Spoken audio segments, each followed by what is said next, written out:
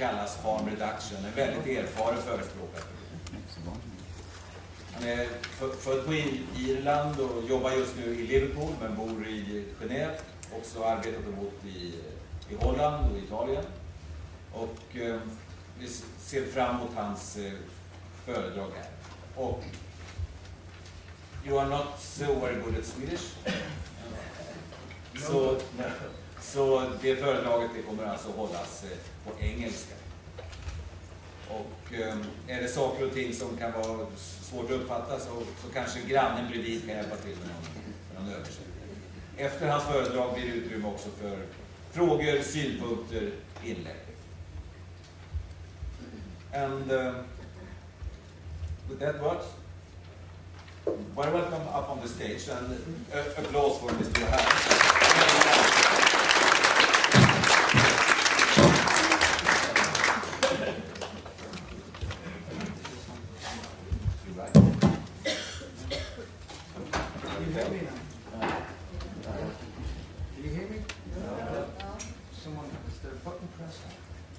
Can you hear me now? Hello? Hello? Yes, no? I don't work. I'm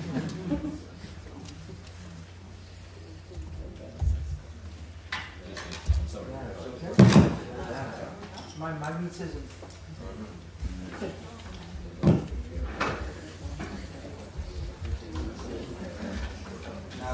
Yes? Yes. Okay. I've never had one of these on. Do I have to dance now and sing? Yeah. Okay. So, thank you for inviting me. First time ever in Sweden. And so therefore it's the first time ever in Stockholm. I'm going to do a survey. Quiz. I'm going to do a quiz, then I'm going to tell you a story. If you don't mind, if you drink coffee, put your hand up. Okay. If you drink tea, put your hand up.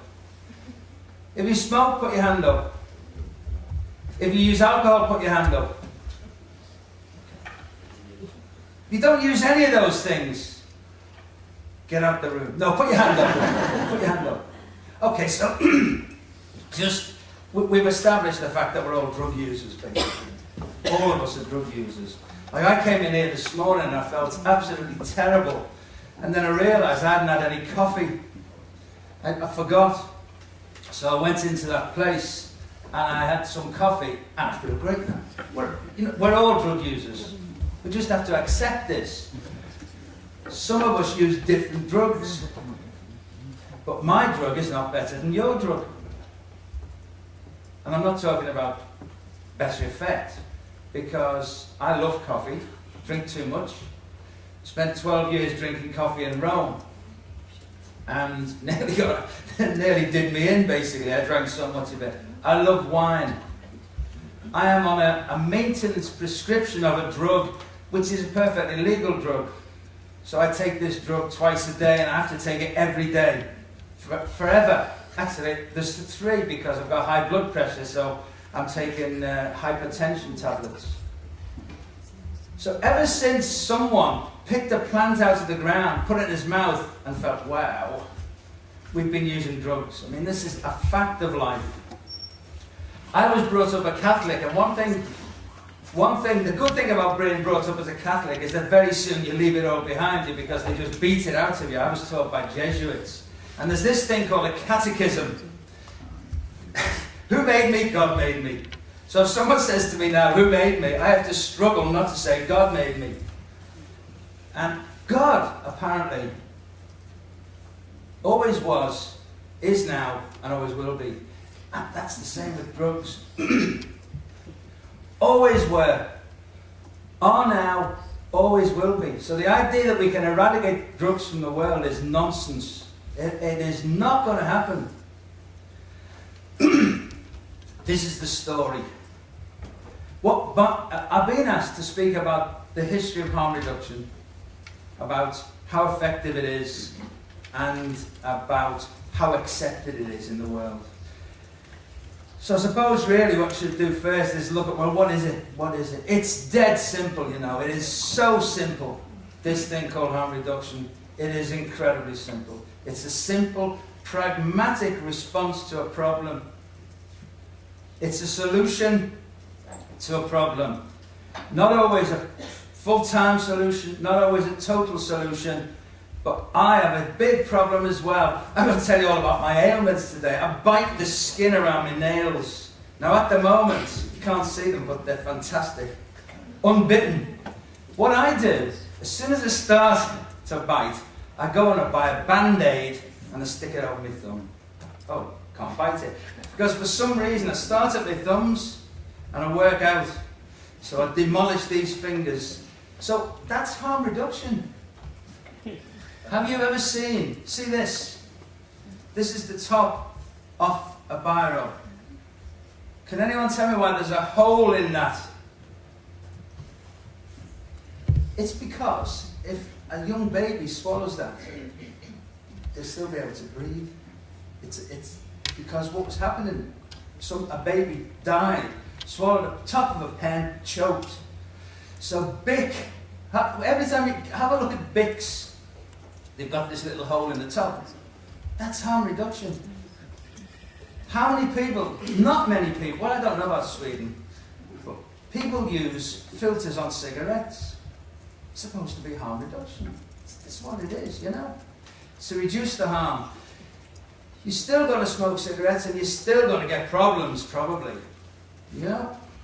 Is it okay? This is creeping up your face, this thing. As I get more animated, it creeps up.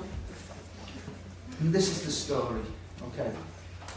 When my elder daughter, who's 29 now, was around 11 or 12, something like that. She was playing in the garden, and I was sitting in the garden reading the paper. It was the sunny day of the summer of that year in Liverpool. And she was playing on a swing. You know what a swing is, you swing backwards and forwards. But she wasn't swinging backwards and forwards. What she was doing was, she was leaning over the seat, and she was turning round and round. And as she turned round, the thing was winding up. She lifted her feet off, and she'd spin round. And she'd get off and she'd walk around like this. Oh, she basically was dizzy. But I noticed actually that when she was swinging around, her head was coming very close to the stanchion of the swing. And I thought, I have to tell her to stop that. Then I thought, if I tell her to stop, she'll stop. She will. And then the minute I go in the house, she'll do it again. So I thought, I know what to do. Being the perfect parent, of course, you know. I said, look, Madeleine, when you swing round, when you lift your feet off the floor and you swing round, tuck your head down because it's getting close to that and you might hurt yourself. So she tucked her head down and she played all that day, and probably for another few weeks she did that. And then she got fed up with it. And she stopped. Now, it's all there actually, and that's a true story. I didn't make this up, it's a true story. And it's only when I kind of started to think about it, it's got all the principles of harm reduction in it. She liked doing that. Like, she liked feeling dizzy. She liked it. And I think she probably liked it because little girls are supposed to swing like that on the swing. And she would think, no, I'm not going to do that, I'm going to do this. Because my dad might not like that. So, and then I could have told her to stop, but I knew very well that the minute my back was turned, you know. I have two daughters, and I'd still like one of them in this pocket, one of them in this pocket. I'd love it, but I can't have them in my pockets. And you can't look after them all the time, so, you know, you have to equip them with the tools to avoid the danger. It's just like a normal thing that adolescents, young kids would do, you know. It's a normal thing for human beings to do, to want to feel good. You know, that's why sometimes, instead of drinking 2 glasses of wine, I drink half a bottle, or a bottle maybe sometimes.